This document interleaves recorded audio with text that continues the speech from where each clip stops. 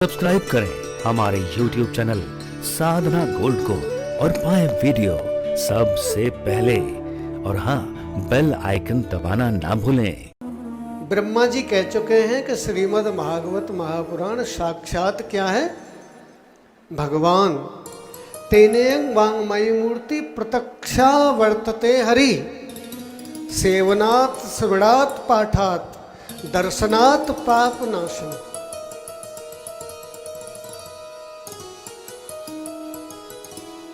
तो भगवान क्या करते हैं? भगवान में क्या है? आप ध्यान से श्रवण करना। भागवत जी भगवान है। भागवत जी क्या है? जोर से बोलो। भगवान है। और भगवान क्या करते हैं? अब भगवान का परिचय भी देता हूं। वेदों ने भगवान में 6 विभूतियां बताई है। आप ध्यान से सुनना। कितनी विभूतियां हैं भगवान में? 6।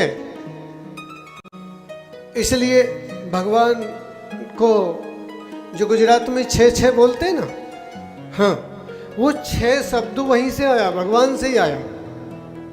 6 भगवान में 6 विभूतियां हैं।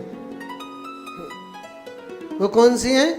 ऐश्वर्यस्य समग्रस्य, धर्मस्य यश सहस्रिय, ज्ञान वैराग्य योश्चैव, षण्णाम भग इति ऋणाम। भग कहते हैं ऐश्वर्य को। भगवान में 6 ऐश्वर्य हैं। कौन कौन से हैं? आप देखिए, रात में करोड़ों करोड़ों तारे चमकते हैं, लेकिन आज तक किसी ने उस तारे को जाकर के देखा है? केवल तुम चमकता हुआ देख सकते हो, लेकिन उस तारे को नजदीक जाके तुम्हें दिखाई दे रहा है, लेकिन कोई दुनिया का इंसान वहां पहुंच नहीं सकता। ये ऐश्वर्य है भगवान का। हमने कितने बल्ब इसमें लगा रखे हैं? छोटा सा हॉल, उसने इतने बड़े संसार के लिए एक ही सूर्य बना दिया। युग सहस्त्र योजन पर भानु, जो करोड़ों करोड़ों करोड़ों मील दूर है, लेकिन यहां जला डालता है।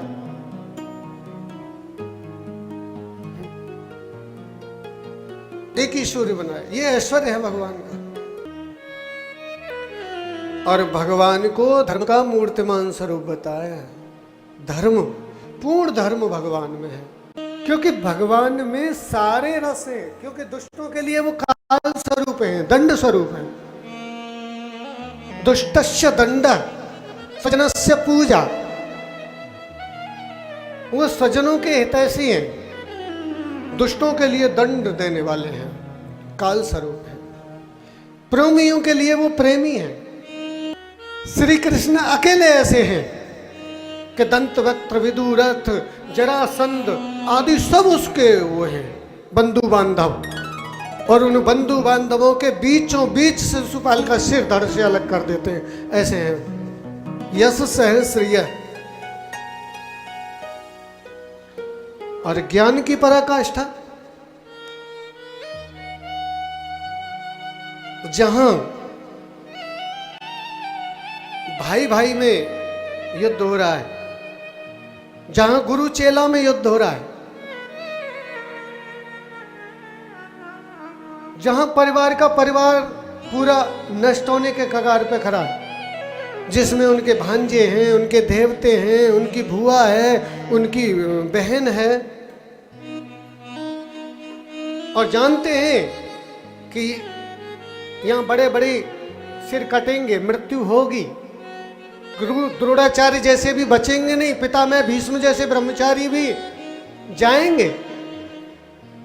और वहां जो है, जो उपदेश दिया है,